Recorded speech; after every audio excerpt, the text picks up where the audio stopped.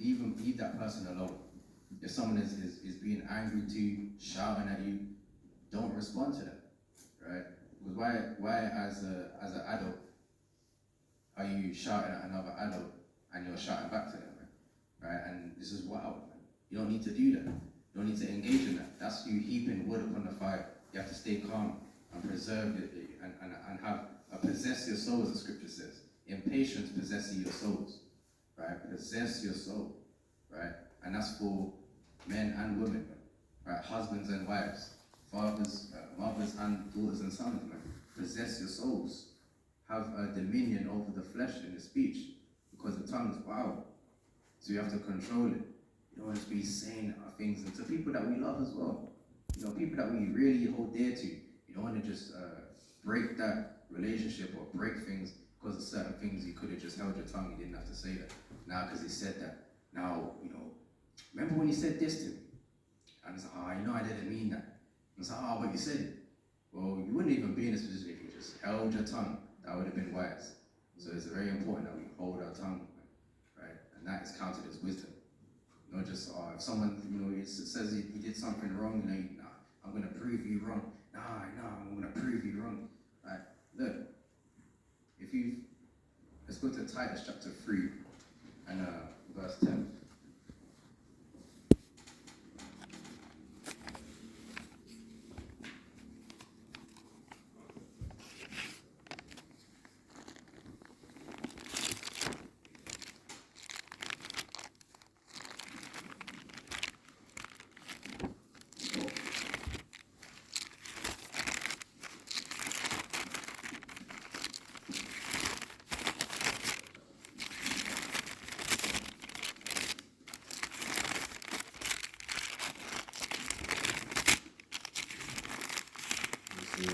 Titus chapter 3 verse 10. A man that is adhered after the first and second admonition reject. Alright, so if you let someone know something once, or you let them know twice, and they're still just being contentious with you, allow them, man. Let them argue with the walls, man. Who's there just arguing in front? Now you're just like arguing for 2 hours straight with someone. It's back and forth. Just flames coming out both your mouths and dragging the wall. Nah, man, allow that. Argue with the wall. Right? Argue with your damn self, man. Right? Because you showed them first time, second time, after that, that's it, man. Right? I've told you, you didn't want to hear, you weren't listening to me then, right? I'm going, you go. Right? You do your thing. Right? You can carry on speaking, I'm going. Right? Louder. Right? So you don't add fire to someone's fire. Someone just wants to argue, don't give them it. Right? Don't give them that. Don't give them that thing that they want. Because then it's going to turn into something else. Now they're angry at you for something else that you said. Right? Now their fire is even larger now. Now they've got more things that can rail and accuse you of. Right? So sometimes just calm them down, let them come to their senses. Most of when they do, you pray for them, man. If someone's arguing, you pray for them. Right? Most of when you kind of come around and get that spirit of you. And then, you know, most of when they do, and they repent for that. Rather than you having things to repent for now because you said something you shouldn't have said because you got out of the spirit. And, you know, you could have just been wise and not said anything. So that's that wisdom that we're not saying something. All right, let's get additions of Esther chapter 10 and verse 9. All right. So Mordecai, he told Esther, Hadassah, you don't have to tell no one who your people are. But he still also showed her who his people were and who her people were. He let them know. He didn't hide it from no one. He let people know who the people of God are.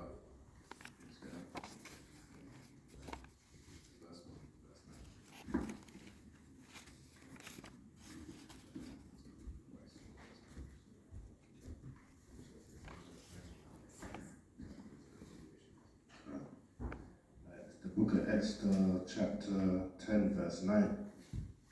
And my nation is this Israel. Is what? Is this Israel, which cried to God and was saved. So Mordecai knew his nation. He knew he was a nation in Israel. So what's he going to teach And that's his cousin, he raised up as a daughter.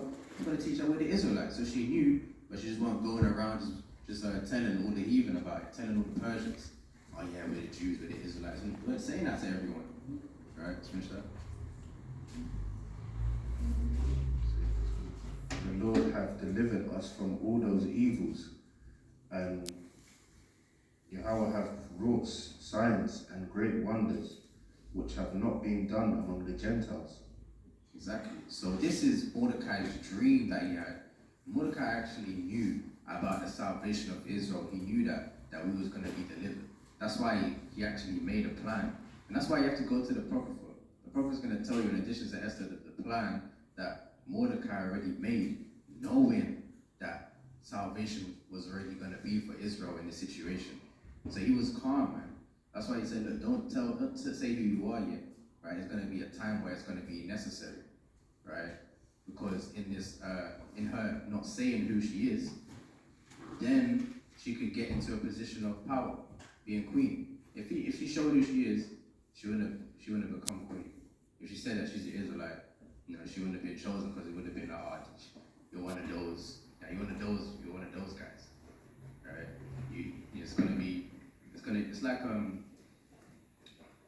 in the world, like someone saying that they're Catholic or something. Oh, Catholic. I'm gonna go. No, don't go for her. She's Catholic. She's one of those girls, right? Or she's a nun, right?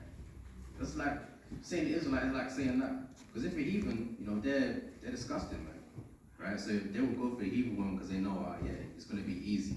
But if you go for Israelite woman, right, they know it's gonna be in for a hard time. So him telling Esther, don't show who you are, is to get Esther into a position of being queen, because Xerxes, he's gonna believe that he's gonna be able to be with Esther, it's gonna be with his wife, and they're gonna be all good because she looks nice and stuff like that. He's rubbing his hands, he thinks, yeah, it's gonna be nice, but he doesn't know that she's an Israelite, and we have laws that we follow that we're gonna abide by. So it's kind of being wise in this way. It's very, very wise right now. Let's read on. So if you read from the top, verse 7.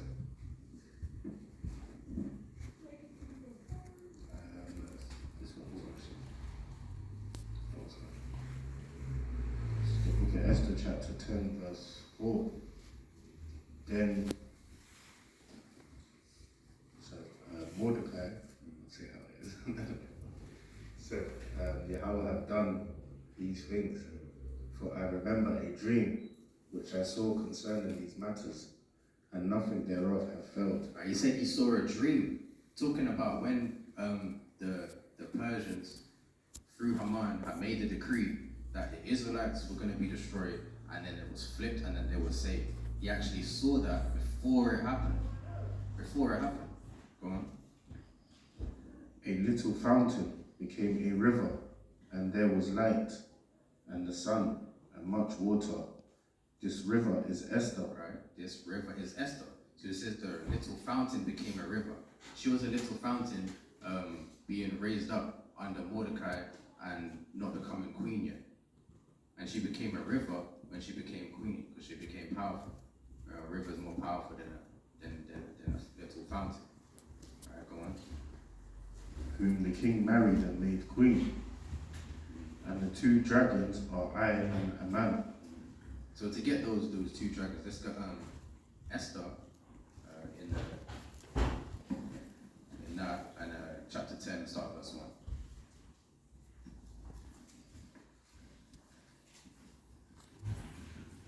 He had a dream, right, about these two dragons.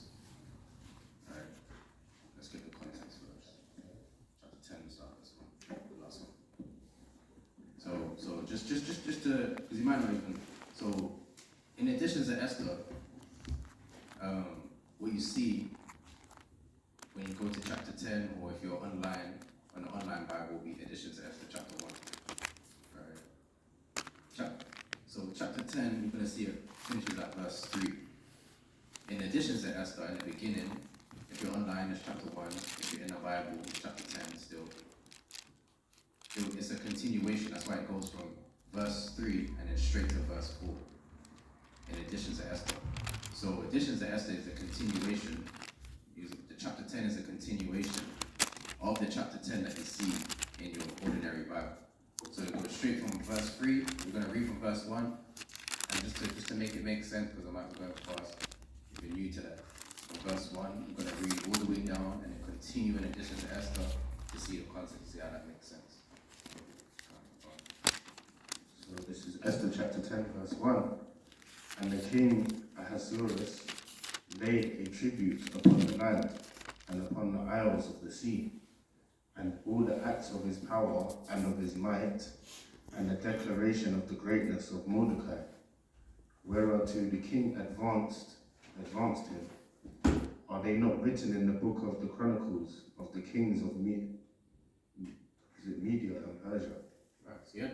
So it's actually in their history. In their history, you actually read about these events taking place. Right? So the position that Haman had, obviously he got, right, what happened to him. No, he's not around no more. But Mordecai, he got advanced. Right? He got closer to the king. He got promoted because of what he did. Right? Because he called out what he needed to call out. So we read on. For Mordecai, the Jew, was next unto King Ahasuerus, and great among the Jews, and accepted of the multitude of his brethren, seeking the wealth of his people, and speaking to all his seed. Right. So he sought the wealth of his people in that position. So he was mighty. Right. So this, what Mordecai did, people knew about it. Right. Xerxes, he told everyone about it. Right. So let's read through and then to Addition to Esther. So, verse 4.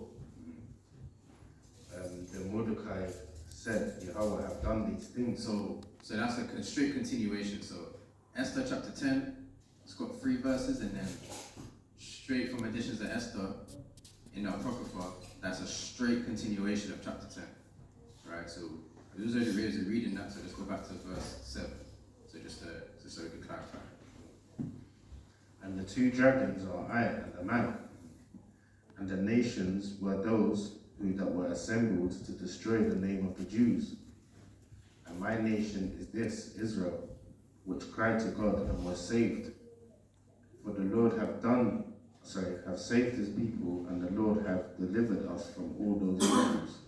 And Yahweh have wrought signs and great wonders which have not been done among the Gentiles.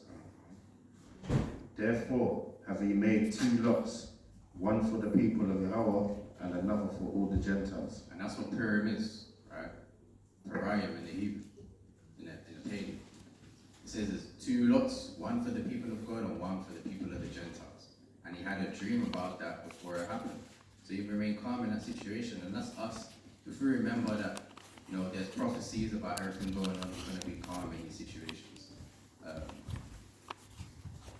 Can't just read down to verse 13. Verse 11. And these 2 lots came at the hour and time and day of judgment before Yahweh among all nations. So Yahweh remembered his people and justified his inheritance. Therefore those days shall be unto them in the month Adar, the 14th and the 15th day of the same month, with an assembly and joy. With an assembly and joy. With an assembly. So those days are to be observed with an assembly. What's an assembly? You know what assembly is? Right? It says those days are to be observed with an assembly yearly. Right? That's why we're here, because we observe it as an assembly, a convocation, congregating yearly. We're meant to be keeping these things so we can get into it more, man. Understanding our history. We didn't know about these things when we was younger. We know about it now, man. Praise to the Most High, we can bring up our children knowing these things too. Go on. With an assembly and joy and with gladness before Yahweh, according to the generations forever among his people. Alright. So let's go back to Esther chapter 2 and verse.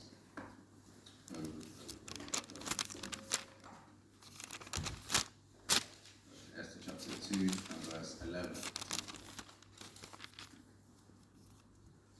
Esther chapter 2 verse 11.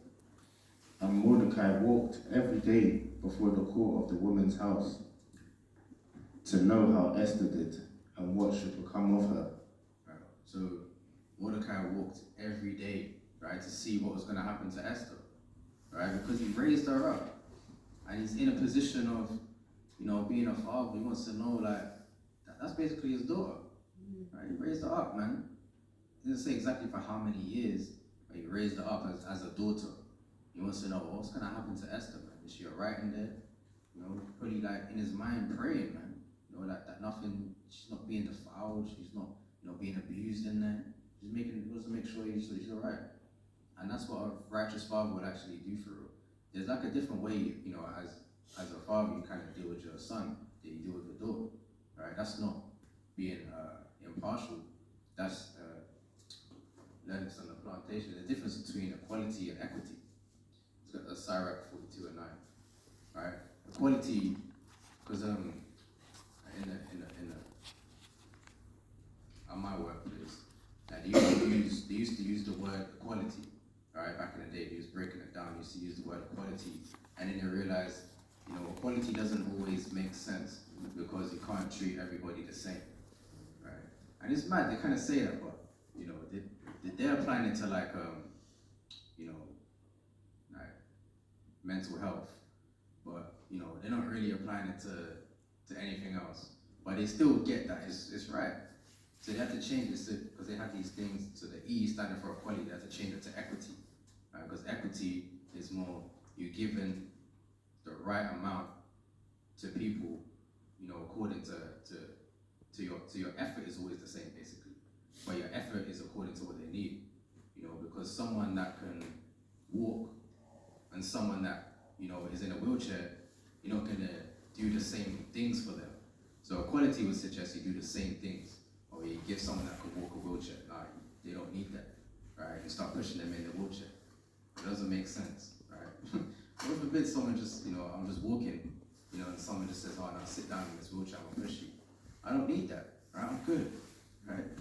But someone that is in a wheelchair, they might need that, right? If they're not able to do that themselves. So we have to have equity, right? So let's read that. Sorry, 42 verse 9. It's the book of Sirach, chapter 42, verse 9.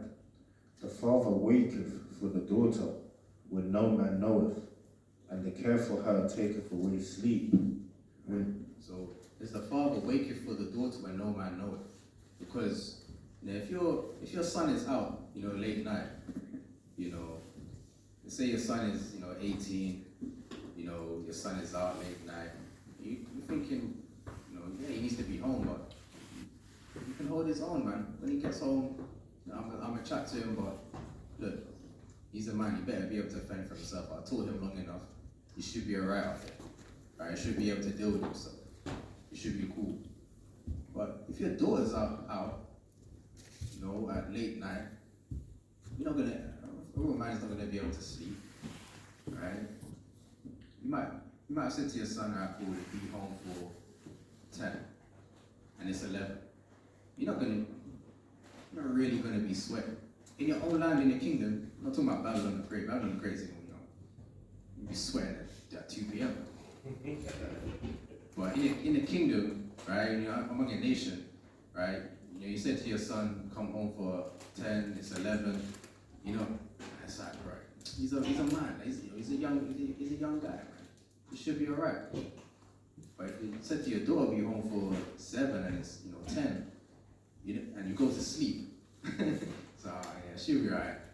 Your daughter's like 17, instead of be home for 7, it's 10 p.m. So, she'll be alright out there. Oh man, fathers are not gonna be able to do that, man. They're not gonna be able to sleep until their daughter's home, right? So there's a different level of care that you're gonna have for your daughter than you will for a son, and that's not because you care more about one than the other. It's because you care about them in a different way, right? Because a woman is a weaker vessel, man, right? We have different hormones for different things, man. It's science, man. It's natural, man. We all know this. Let's finish that. Careful, I take away sleep. When when she is young, lest she pass away the flower of her age, and being married, lest she should be hated. So a father's gonna worry about his daughter, you know, either not finding a husband, because that's how life was back then. A father would be the one responsible for giving the daughter into marriage. And we're still doing that now. I think we're changing that now. If possible, obviously not everyone, has their father around or in the truth. But anyone, getting married, you still gotta go to the father. Right? You still gotta go to the father. Even if he's not in the truth, at least make your presence known to the father, right? Of that woman. Like, this is what I want to do. Right? You don't just because you don't want to make this truth, give it a bad name. Or the Israelites, they just take women out there, right? And just say, oh, that's mine now, because it says that. No, we don't want to do that, man. We still want to have order, man. Right? So let's also go to 2 Chronicles 8, verse 11. So we still keep that dowry, we still keep that custom, we still keep that order, right? Of how we deal with marriage. Right? If a father is not in the truth, still be a presence to the father. If he is in the truth, you definitely have to go to that father. If the father says no, you can't marry my daughter, then you're not marrying that daughter. Right? You gotta deal with it, find someone else, right? Or pack yourself up, that is what it is. So it's 2 Chronicles chapter 8, verse 11. And Solomon brought up a daughter of Pharaoh out of the city of David unto the house that he had built for her. For he said, my wife shall not dwell in the house of David, king of Israel, because the places are holy, whereunto the ark of the Lord hath come. Right, so King Solomon, he had an Egyptian wife, right, which is a daughter of Pharaoh. And he said, you can't be in David's house, man. You can't be in my father's house. You can't be where the Ark of the Covenant was. She can't be there.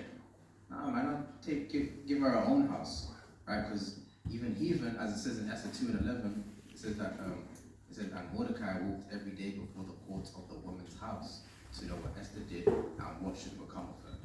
So Esther was in the woman's house.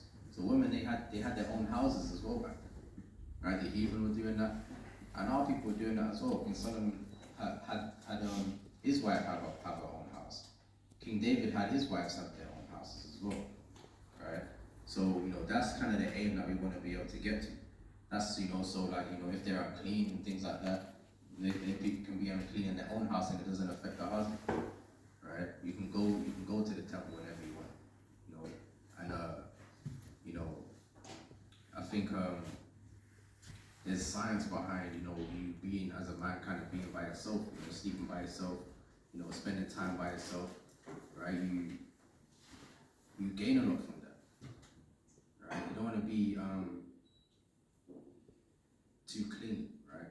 You don't want to be too clean, I'll just say it like that, right? You gotta have some time, you just kind of by yourself for this thing, to meditate, right? Because as a man, you're gonna have a certain mindset to do things. It's good to have your own space, man. Certain men, they kind of bug themselves out, because you don't have no space. Men like their own space. Everyone likes their own space, right? So there's nothing wrong with, a wife having her own house and a husband having their own house, right? And obviously, when you come back together, what it does is when you do come together, right, it creates a more intimate and special moment when you do come together, right? Because it creates that spirit of longing and missing for one another. Whereas when you're too used to each other, now you start arguing, now you start, bickering, and you're finding little small problems. But when you miss each other, you don't have those problems to really do, right? So that's the spirit. But obviously, she was an Egyptian as well. She weren't really trying to have heathens in David's house as well. So let's go to Esther chapter 3 and verse 2.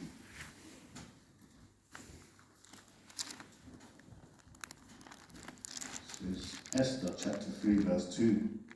And all the king's servants that were in the king's gate bowed and reverenced Haman, for the king had so commanded concerning him. But Mordecai bowed not, nor did him reverence. Right. So this is this is what happened, right? The king's servants, everyone came and bowed down before Haman. Right? Haman is a Macedonian, right? Been through this, is a Macedonian, right? Part of the Greeks. So he was a Greek, and there was wars between Persia and Greece, referred to as the Greco-Persian Wars. And that's what you see, again, like in that movie 300, if you see that, you see those the Greco-Persian Wars. And during that, right, you're going to basically take some of these Greeks, or they took some of these Greeks, and put them into their army, into their politics. So Haman is a result of those people being taken in. So he took it basically the enemy. He took them in and made them high up, gave them a high estate. Right? Let's read that in verse 1. This is Esther chapter 3, verse 1. After these things did King Ahasuerus promote Haman, the son of Hammedatha, the Agagite, and advanced him and set his seat above all the princes that were with him. So it's called, so he was a vizier. So just like Joseph was for the Pharaoh, that's how Haman was. Haman was on a higher level, higher state, right? And he said that anyone that didn't bow to him, right, he's gonna kill them. Right? Mordecai, it says he did not bow, he didn't show him reverence. So he had that boldness, as he was saying, that same spirit of boldness, to be like, look, I'm gonna be the one that looks after my cousin. I'm gonna raise her up as a daughter because no one else is. I'm gonna be the one to do that. There's the same spirit of boldness he's having in larger things. Everyone else is bowing down to this guy. I ain't bowing down to him. Who is this guy, man? I'm not bowing down to him just like everybody else is. I'm gonna be bold. Let's go to Editions of Esther, chapter 13, verse 8.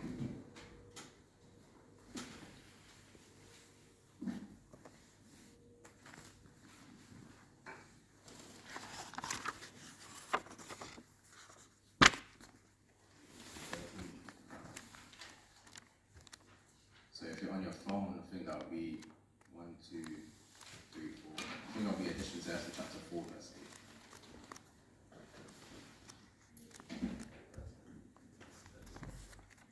This is Editions of Esther, chapter 13, verse 8. Then Mordecai thought upon all the works of the Lord and made his prayer unto him, saying, O Lord, Lord, the King Almighty, for the whole world is in thy power, and if thou hast appointed to save Israel, there is no man that can gainsay thee. No, the Christians can. No, There man, is no man that can gainsay thee. right. If that was appointed to save Israel, there's no man. The Christians can't go against that. If salvation has been appointed for Israel, no one can come against that. Right? That's why they don't want to deal with that, man. So, as it says, he fought on all the works of the Lord and made his prayer. And that's the type of way we want to be able to pray, by thinking upon the works of the Lord. Right? Thinking upon the works of the Lord should be able to give you an understanding of what you should be able to appreciate and thank the Most High for. And that's what he's doing, thanking the Most High. The majority of our prayers should really be thanking the Most High for a lot of the things, because you can't go far enough to glorify the Most High. So you shouldn't, I don't know what to thank him for. Because you're not thinking about what he does for you. Right? Think about what the Most High does for you. You should always have something. I don't know what to pray for. How do you not know what to pray for? Think about what the Most High does. You always have something to pray for. Let's read on. For thou hast made heaven and earth, and all the wondrous things under the heaven. Thou art Lord of all things, and there is no man that can resist thee, which art the Lord. Thou knowest all things, and thou knowest, Lord, that it is neither in contempt nor pride, nor for any desire of glory, that I did not bow down to proud Aman. He said it wasn't for pride. When he didn't bow down, it wasn't because he's a Benjamite. He said, I'm a real Don Dada. I'm not bowing down to no one. Now, he didn't say that, man. Right? He said it because this is a proud man who's evil, knowing his intentions, knowing his spirit that was behind him, and not wanting to give him that type of reverence, not wanting to worship him. because that's what a lot of kings did. They wanted to be as God, right? And he had that spirit. He wanted to be worshipped. Who is this guy? He's not even the king, and he wants people to bow down unto him, right? That spirit's off, man. Not even the king, right? You're not even the top guy and saying, oh yeah, bow down unto me. You've got one promotion, and now you're trying to act like, yeah, man. Now you run things. You're the supervisor. You're not even the CEO. You're trying to act like you run things. So, that's what he's doing. He's saying, wow, you might kind of have that workplace, man. People get a certain promotion, and they want to like wave their fingers around. Like, you're not even that guy, man. Chill out, man. Right? And that's what Mordecai was on. This guy's proud, right? He's saying this guy's proud. So it's not out of pride I'm bowing down to him and saying, no, man, this is my spirit of the Most High upon me. Let's read on.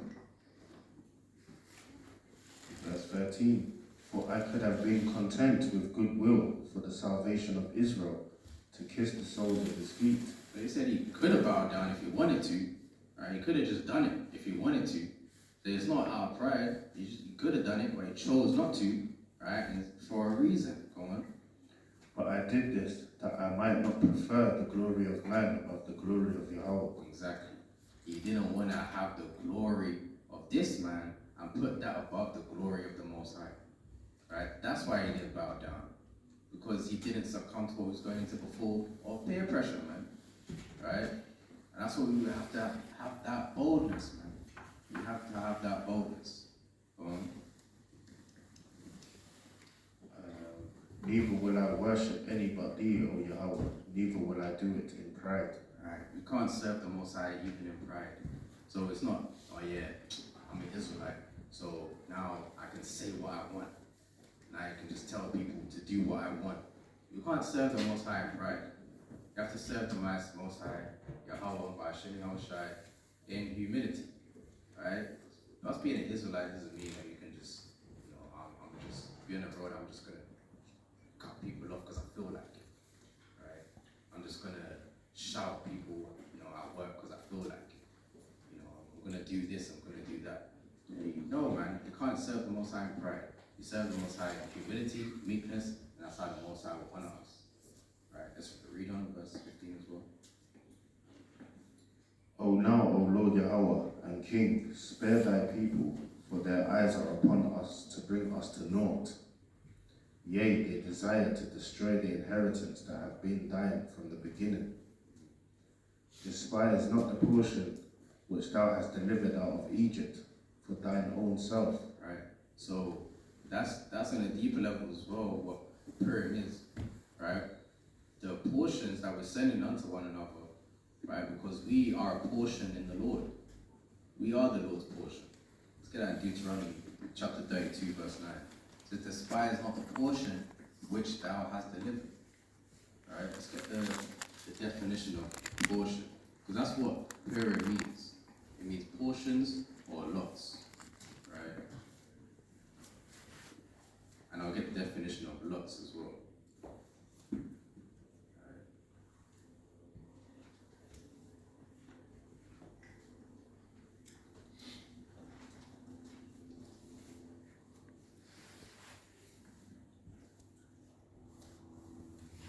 So portion says a part of a whole, a part belonging to a person or a group, a helping of food served to one person. So these are the portions that we're dealing with, right? Being able to give to the poor is something you want to be able to understand is what Purim is about, sending portions unto the poor.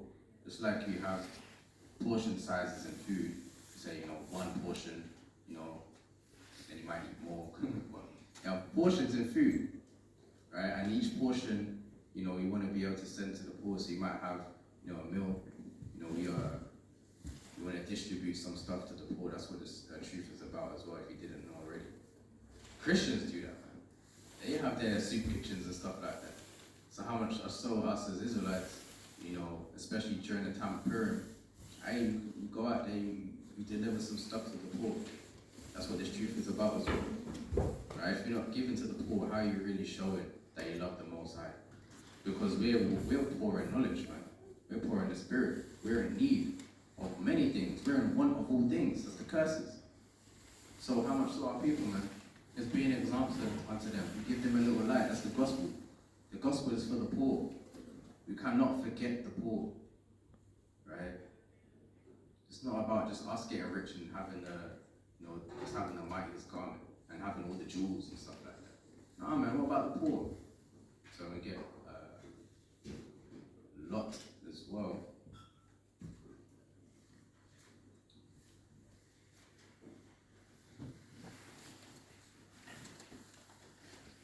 Right, so obviously he's not talking about like many, right? That's not the Lot, right? It says, definition of Lot, it says destiny or fortune, right? So Lot is dealing with destinies, really.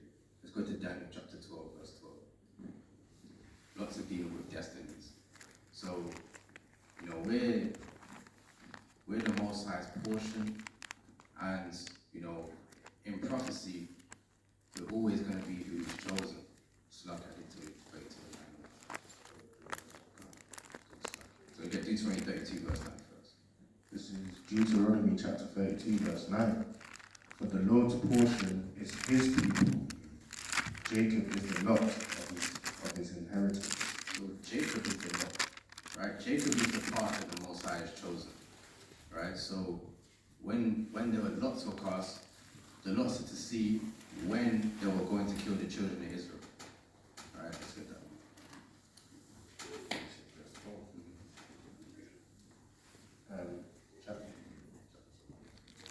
Daniel chapter 12, verse 12. Blessed is he that waiteth and cometh to the 1,330 days.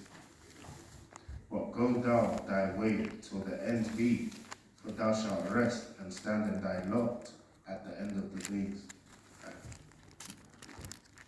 So that's Daniel chapter 12, verse 12.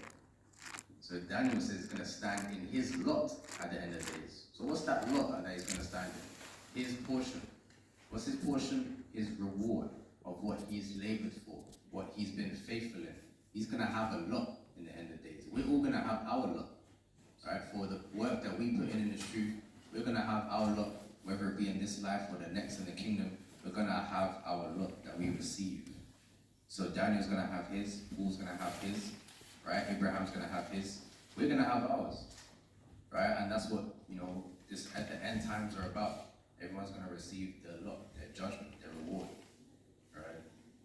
So, let's go back to Esther chapter 3, and then a couple more, and then we'll wrap up.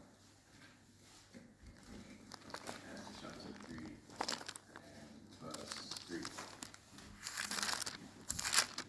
Look at Esther chapter 3, verse 3. Then the king's servants, which were in the king's gate, said unto Mordecai, Why transgressest thou the king's commandment? Now it came to pass, when they spake daily unto him, and he hearkened not unto them, that they told Haman to see whether Mordecai's matters would stand. For he had told them that he was a Jew. Right, so Haman had this egotistical type of spirit about him, where now he's kind of thinking he's the king, man, and having people believe that he's the king. People aren't bowing down to him now. People saying, why are you going against the king's commandment? He's not even the king, man. Right, let's go to Sirach 37, verse 13. You want to be careful about these type of people you kind of have around you, right? And beware about who you're consulting, who you're holding counsel, who's giving you advice, right? And he had Haman giving him advice. The same people that he was going to war with in Greece. He took one of those people and made him next unto him, made him next to the king, made him his a right-hand man. The same people he's at war with, and he put his trust in that person. All right, go on. This is Sirach chapter 37, verse 13. And let the counsel of thine own heart stand, for there is no man more faithful unto thee than it. You have to have the counsel of your own heart. So if you don't have, your own type of way and your own type of mindset, and you're fixated upon what should be for us, upon the Lord's, right? Other people are going to be able to influence you. They're going to be able to corrupt your mindset, right? Going to be that evil communication, right? Let's get get Sirach chapter 12 as well, verse 12.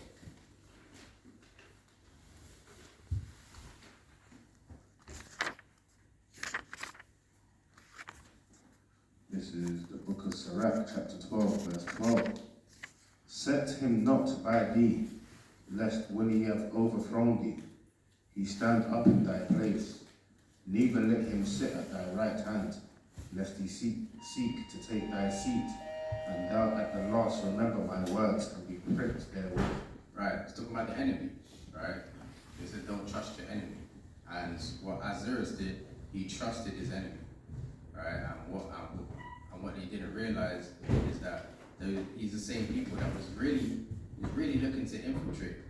Because, we're kind of going to tomorrow side when Xerxes going to war against the Greeks was actually started losing against the Greeks. And he's trusting the same people in his army, man, and in his to be a vizier next to him. That's not wise. That's not the type of wisdom. That's not the type of way you want to build a kingdom. The same people you're at war with, you're gonna make him your right hand man. Right? He's gonna have his own agenda. That's why he was trying to go in there, and his agenda was to get the Israelites down. And that's not what the Persians were about. The Persians they were accepting of all people, man. Right?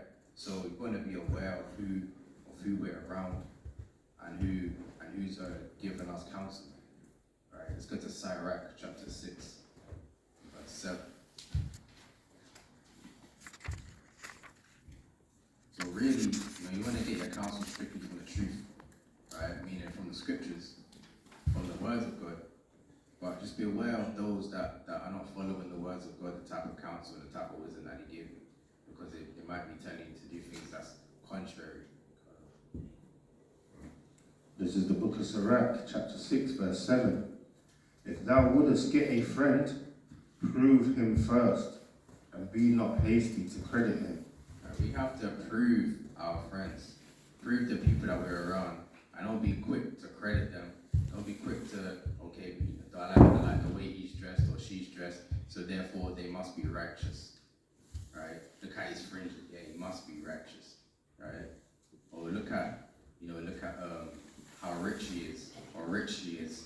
She must be, she must know the way. Don't be quick to credit someone. You got to hear them speak. Or hear what they're saying, see what they're about. Right? What type of topics do they keep bringing up? Do they keep bringing up the same topic, and is it always carnal things? Everybody's speaking about the Most High.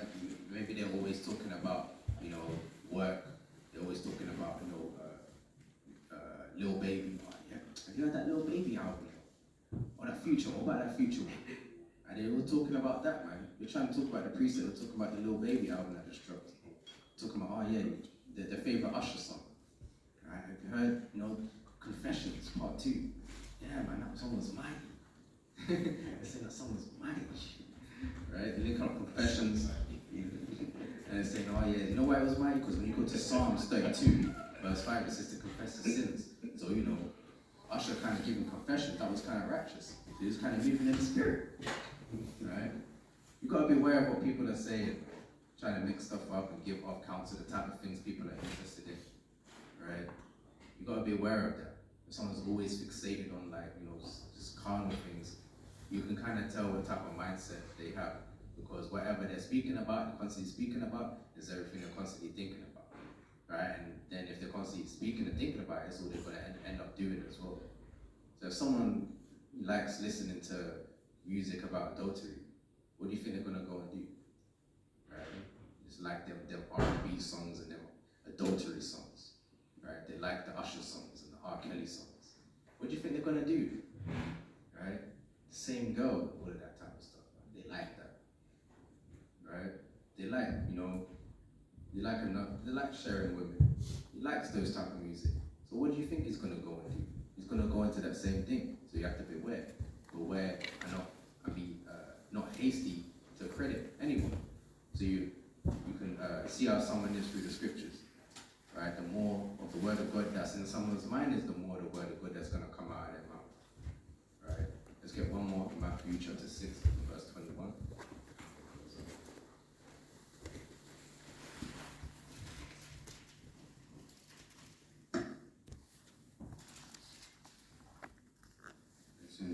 of Matthew chapter 6 verse 21. For where your treasure is, there will your heart be also. That's what we want to meditate on. Where is our treasure? Right? Because where our treasure is, that's going to be our portion. That's going to be our love. That's going to be what we receive. And that's where our heart is. Whatever we're meditating upon is the same thing that we're going to receive. And that's deep, man. Right? The things that's in our mind is the same thing we're going to get. Because what you reap is what you sow. So if you put in, so you got to kind of analyze your mindset. What type of things do you think about? Because that's the type of things you're going to get. That's the type of things you're going to get in life. Because that's what you're meditating on in your mind. That's what you're going to end up getting. That's going to be your portion. So that's why the word of God is so important.